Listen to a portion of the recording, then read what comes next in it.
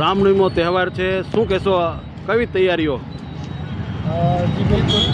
આવતીકાલે આપણા સર્વ સનાતની હિન્દુના એવા ભગવાન શ્રી રામનો જન્મોત્સવ ઉના શહેરની અંદર ભવ્યથી ભવ્ય રીતે ઉજવીએ છીએ.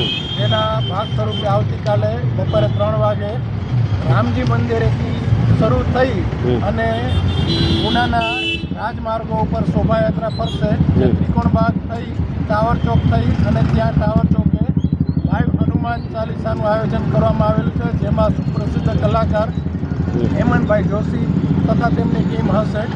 ભવ્ય જનમેદનીની વચ્ચે ભવ્ય અને દિવ્ય કાર્યક્રમ રાખવામાં આવે છે. સાથે સાથે ઉના અને ઉના શહેરને પણ ખૂબ સારી રીતે સુશોભિત કરવામાં આવેલું છે.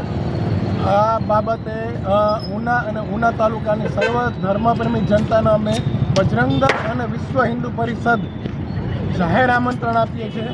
દરેક વેપારી મિત્રો બપોર પછી પોતપોતાના ધંધા રોજગાર બંધ રાખી અને આ શોભાયાત્રામાં હાજરી આપે.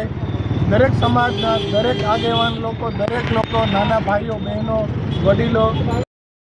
ઉના શહેરમાં રામનવમીનો તહેવારને લઈને સૌ ધર્મપ્રેમી ભાઈઓને જાહેર આમંત્રણ આપવામાં આવ્યું છે, જેને લઈને સૌ ધર્મપ્રેમી ભાઈઓએ આ શોભાયાત્રામાં જોડાય અને તેનો લાવો લે. ત્યારે ઉના તાલુકાના દરેક સમાચાર તથા લોકલ સમાચાર જોવા માટે અમારી ઉના ન્યૂઝ ચેનલને સબસ્ક્રાઈબ કરો.